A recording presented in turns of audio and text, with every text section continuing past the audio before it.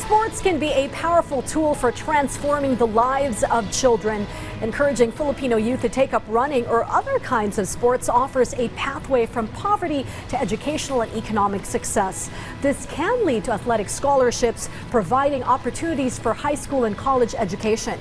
The recent success of Filipino athletes like Carlos Yulo, who won 2 gold medals at the 2024 Paris Olympics, highlights the need for substantial support to help young talents reach their potential. By investing in sports programs and resources, we can create opportunities that turn dreams into reality and uplift the entire community. And tonight, we're so pleased to have with us British philanthropist and founder of Fun Life, Marko Kasic, who has completed a 600-kilometer run across Luzon to advocate for grassroots sports for Filipino children. Good evening, Marko. Good evening, James. First of all, I am astounded. 600 kilometers. Okay, we'll get to that in just a bit. But first of all, you are the founder of Fun Life. What exactly is the core mission of Fun Life, and how does it continually drive its initiatives? Thank you for having me. And so Fun Life is an NGO that was set up in 2014 in direct response to Typhoon Yolanda. So initially we wanted to use sports as a way to really help children deal with the trauma. And we think sport is really powerful at so many things, especially at restoring normalcy and happiness to children.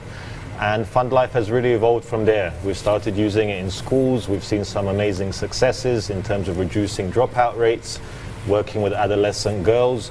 So we've seen a lot of benefit in using sports, not just to help with trauma and healing, but actually build real positive values and teach children discipline, hard work. And it's one of those rare things in life where what you put in is what you get out. So it's a really powerful life lesson we find with children. Okay, of course, we are all so proud of Carlos Yulo's Olympic victory. How has his success underscored the need for more grassroots sports investment in the Philippines? I mean, I understand that your efforts recently was exactly to build up that kind of impact. Yeah, as you said, amazing success story, and really if you look at his humble beginnings, it just goes to show how much raw talent there is there. And I think for us, we see it in the communities, and especially with the provincial communities where they have so much sort of access to space as opposed to here in Manila. So for us, it just underscores the potential that's still untapped. And our work is really about introducing sports into schools, especially public schools, into communities, and really giving the children an opportunity to find out what their passion is. It's very rare to find a Carlos Yulo that kind of skills, but I think just getting the passion, and as you said, getting that holistic ecosystem for sports. I think, yes, investment into the grassroots is important, but then also working with parents, because sometimes the friction we get is that the parents are not always encouraging the children.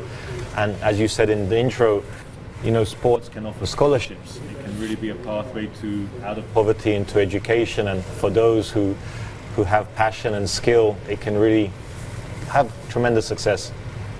Okay, the Move Luzon initiative, what are some of its key objectives? And can you share information on your journey? And as we mentioned earlier, well, I already broke the ice and said 600 kilometers, so no need to tell us the distance covered.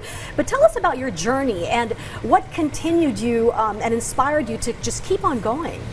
Yeah, so Move Luzon falls under Fund Life. Actually, a bit of backstory, Fund Life is connected to an initiative led by the Vatican under Pope Francis. And what we did in 2022 was sign a pledge for play equity, which means we believe that every child has a birthright to access safe spaces, play and education. And so that's really been our core advocacy for over 10 years now. And I think one of the things that we're focusing on is really actioning our advocacy. So the advocacy for me running is really what Fund Life is about, and it's my way of saying, well, we believe in this so much, so I can run for 2 weeks because it's something that I think all children should have the right to, but so many don't. I think we take it for granted, the fact that we can go out, we can run if we want to, whenever we want, and it's really a privilege that millions of children, not just in the Philippines but beyond, really don't have. You know, I like that, you know, advocating for safe spaces for children to safely learn and play, because these are some of the things that we take for granted if we are not living in impoverished situations. So you mentioned a lot of advantages that running can bring to children, and especially inspire them to sort of bridge a pathway from their current situation to out of poverty. How does running, in summary, benefit these underserved Filipino children, and what impact do you hope to achieve in the long run with your initiatives? Yeah. Well, I would say it's any sport. I think, you know, for me, I started running in the last 18 months. Before that, I hated running, so I'm not the best spokesperson for running. I started running because it was something I found difficult, and it was something that was sort of something I didn't look forward to. So for me, it's really been the mental benefit of running, which has now turned into the physical benefit. But running in particular, I think what we found is that it offers the least amount of barriers to entry for any child in the Philippines. Something like basketball or football or volleyball, you need to have teammates, you need to be selected, you need to have a coach, whereas running, really, you don't need much. You literally need a safe space. You know, we've seen in the province, most children don't even have running shoes. So it's really something that any child can do, and there isn't also a socio-economic barrier, because, you know, with so many sports, especially football here, it's really, you have to pay to play. Whereas running, even now with the emergence of so many run clubs across Manila, it's really inclusive, and it's something where it really breaks down these barriers. I think that's the one thing that we found, that it brings those that are disadvantaged and those that are advantaged, and nobody really questions where you come from. As long as you run whatever pace, you don't have to run fast, but as one of the run clubs that we work with says, just show up. This sounds familiar. I am a power walker. I think a brisk walk is a run for me. So maybe the inclusivity will benefit people with my kinds of skills. But going back to your journey, 600 kilometers is an amazing feat. How did you engage with the communities that you encountered along the way? I mean, we all know that there are a lot of different groups of people that you encountered, and of course the experiences also impacted you, and I think just inspired you to continue on with your mission. Yeah, absolutely. And actually, just a confession, I had never run a single marathon before I did this challenge. And so this challenge is the equivalent of running 14 marathons in 14 days. And the main motivation was because Fund Life has been working in these communities for so many years. So we actually teamed up with a local NGO called Bike Scouts, and they connected us to these communities along the way. So we started in Pagudpud. We went down all the way, you know, down Luzon. We stopped in Sagada, Baguio, La Union. And I think just the curiosity, that's the number one thing that I would say. It's so shocking for communities to see someone running because it's very hot. And so we were running at 9 or 10 a.m. And I think just get that curiosity out there, and then show everyone that, you know, anyone can run. I don't have to run. I didn't do it for any kind of accolade or applause, but it was something that I felt I was compelled to do. And I think we just want to kind of create that emotion within the communities and give children something to say, if he can do it, I can do it, especially if they know why I'm doing it, because it's not an organized race, there's no medals, it's nothing like that. But I think we saw the value of just interacting with the communities, and also the big goal is to give them a platform, to give them a voice, because this challenge hopefully will turn into us educating and training 50 DepEd teachers across Luzon, so they could actually learn how to become simple running coaches. So that's the aim. That, you know, it's not just me running, but it's how do we communicate that simple running message into the public schools, into the communities. And we think it's about the local people, the local teachers in the communities that can do that. It's not my job, because I just run and then I don't know when I'll be back. But the teachers, the community leaders, they really have the power to impact children on a daily basis. Okay, very interesting that you bridged into that, because we'd like to know more about your other plans and commitments to continue to advocate for children, for sports at a grassroots level. You talked about educating teachers to be the children's running coaches. Tell us more about that. Yeah, that's the essence of Fund Life. We started 10 years ago and we're locally led, so we have our main base in Tacloban, Leyte. and we have a local team, we have local mentors, local coaches. We regularly do capacity training for DepEd teachers. And so the idea is really to pass on that knowledge and to give that knowledge to those, as I said, champions who work with the children. So we've now built a safe space in Tacloban. It's an integrated learning and play center. And our mission really with our partners across Europe and beyond is to create more safe spaces for community development. It's about giving agency and then just letting the community hopefully take that progress and develop, as you said, the next sort of sporting talents and educational sort of opportunities for some of these children.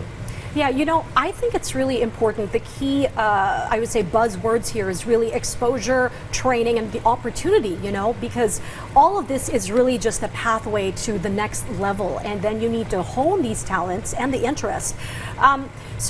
An individual like myself and everyone listening right now across the country, what steps do you think can individuals take to support Fun Life's mission and really just help realize its collective vision?